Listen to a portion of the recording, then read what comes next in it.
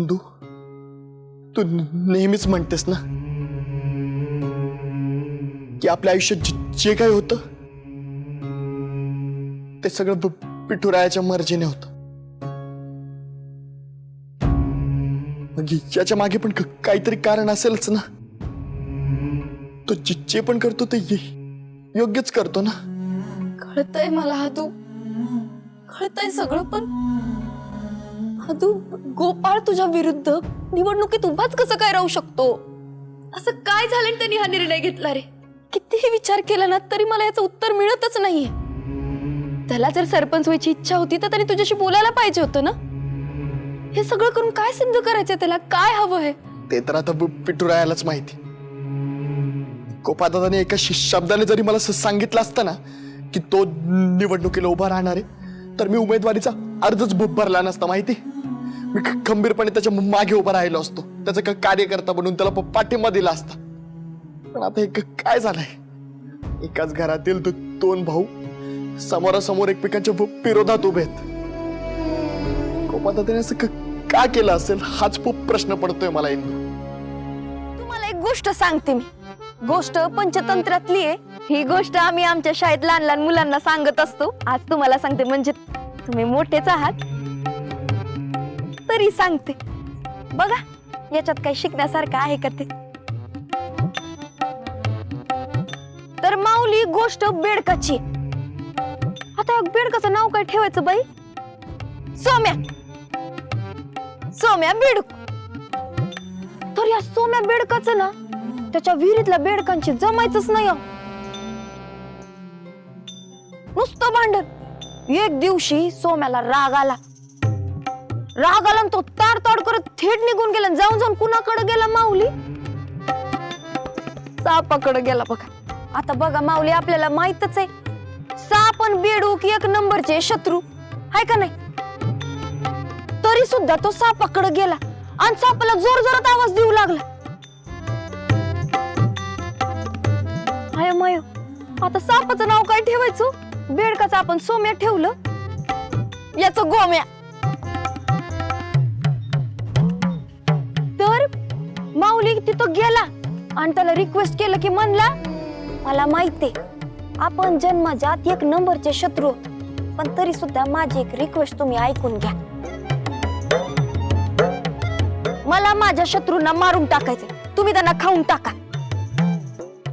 म्हणजे कसं, माझे शत्रू पण मरतील आणि तुम्हाला आयतं जेवण पण मिळेल. आता यावर आपला गोम्या साप म्हणाला, अरे तू येडा झाला का? तू राहतो विहिरीत, तिथं मी यायचं कसं? बेडकांना खायचं कसं? तोंडाला काय येईल ते बोल नको, जाय तुझ्या घरी परत. आता यावर आपला सोम्या म्हणाला, हाय का असं असतंय का बरं साहेब? आता तुमच्याशी फ्रेंडशिप करायची म्हणजे मी काहीतरी प्लॅनिंग केलीच असेल ना. हा, केलीच असेल की नाही? तर साहेब तुम्हाला प्लॅनिंग सांगतो. आमच्या विहिरीत पाण्याच्या बरोबर वर ना एक बिळ आहे. ते बिळ मी तुम्हाला दाखवतो, तुम्ही तिथं राहा. मी तुम्हाला एक एक करून माझे शत्रू दाखवतो आणि तुम्ही एक एक करून त्यांना खाऊन टाका. यावर आपला गोम्या साप विचार करायला लागला की बुवा खरे आपलं तर वय झाले, मुश्किलीनं इकडे तिकडे झटपट करून शोधून एक उंदीर मिळतो, याची डील आपल्याला परवड. आपला गोम्या साप म्हणाला, ठीक आहे मी येतो तुझ्या बरोबर. पण माऊली, आपल्या सोम्यानं मात्र एक अट घातली की तो म्हणला, हे बघा साहेब, तुम्ही माझ्या फॅमिलीला मला काही करायचं नाही. मी एक एक करून तुम्हाला माझा शत्रू दाखवेन, तुम्ही त्यांनाच खायचं. पटत असेल तर ठीक आहे, नाही तर डील कॅन्सल बॉ. मग गोम्या साप म्हणाला, मान्य, चल. मग काय, दोघं मिळून विहिरीकडे निघाले. आपल्या सोम्या बेडकानं एक एक करून त्याचे शत्रू सापाला दाखवले आणि सापानं ते खाऊन टाकले. झालं की काम फत्ते माऊली. सोम्या गोम्या सापाला म्हणाला की साहेब थँक्यू बर का, आता तुम्ही तुमच्या घरी परत जा. साप म्हणला, परत जा?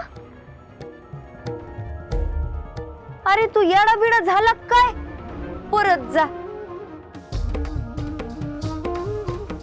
ज्या क्षणी मी माझं बिळ सोडलं त्या क्षणी दुसऱ्या कोणत्या तरी सापानं त्याला बळकावलं पण असेल.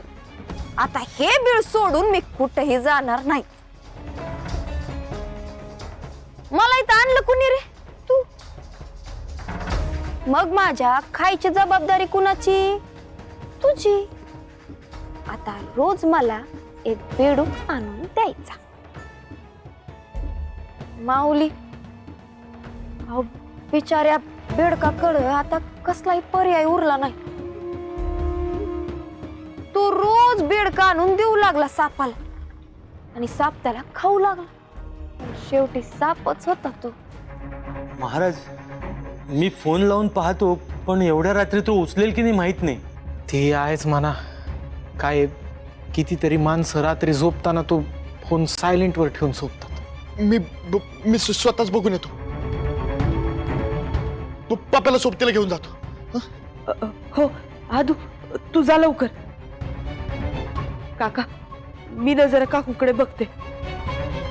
उठली तर उगीच टेन्शन घे. हा आले. नाही महाराज, तो फोन नाही उचलत आहे.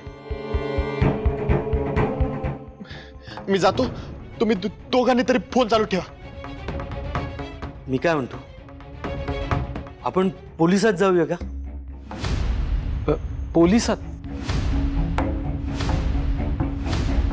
मला काय वाटतंय सर, आपण 24 तास वाट बघूयात. सापडेल इंद्रायणी. तर चांगला इंदू सोबत गेलो असतो मी. हा पप्पा आला मला सोबत घेऊन गेला. गेलो असतो मी इंदू सोबत. पण आदोक्षज, तू शांत हो बर. हे बघ, तुझ्यामुळं काही झालेलं नाहीये. असं होतं, सगळं काही विठुराया करत असतो. इंदूला काही होणार नाही, तू काळजी करू नकोस. काका ते ठीक असेल ना? शांत हो, इंदू येईल. तू असं कर, तू तू म्हणतोयस तसं तू पप्याला घेऊन निघ बर.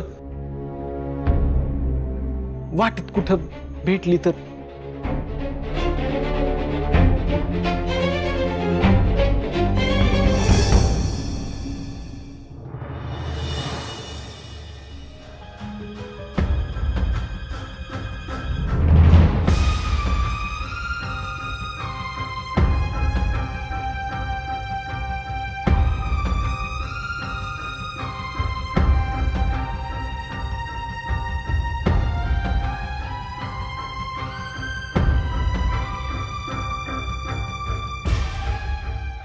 Good morning. धाराडूर झोपली होतीस? सॉरी, आपण निघूयात का? निघूया की. एवढा उशीर व्हायला नको होता रे गोपाळ. अगं काही इलाजच नव्हता. गाडीच बंद पडली. ऑइल संपलं होतं. 7-8 किलोमीटर लांब चालत जाऊन आणावं लागलं, तेव्हा कुठे गाडी सुरू झाली. तुझा फोन मिळेल का? नेटवर्क नाहीये. गाडी सुरू झाली आहे ना आता? हो सुरू आहे. निघूयात मग. चल निघूया.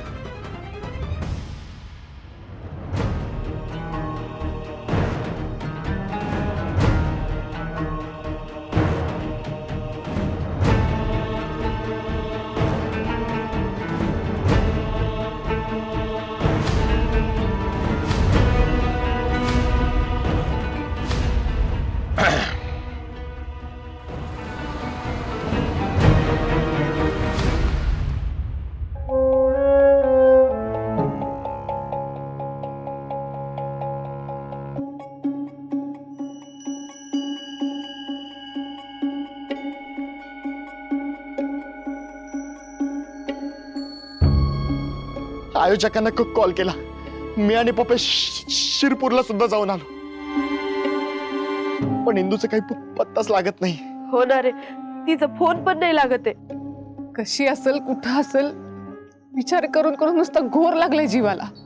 तिकडच खपली तर बरं होईल. आयुष्यभराची कटकट जाईल. तुमची इच्छा पुरी हो सासूबाई. आदोक्षज, हे बघ, इंदू ही काही लेची पेची पोरगी नाहीये. काहीतरी अडचणीत सापडली असेल ती, त्यामुळे तिला यायला उशीर झालाय. हे बघ, तू काळजी करू नकोस, येईल ती. अरे विठुराया आहे ना.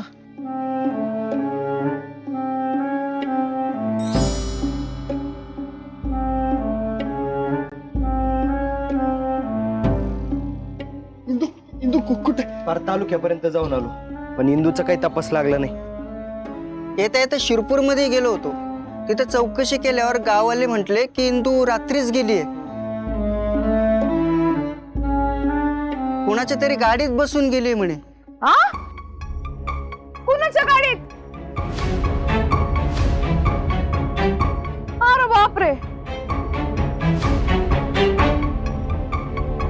बापरे, काही घातपात तर झाला नसेल ना? हा तेच तर. हो काय बोलताय? जरा शुभ शुभ बोला. नारायणी, आम्ही शुभ विचार करू, पण तसं होणार आहे का? तसंच झालं असेल का? मी बघून येतो.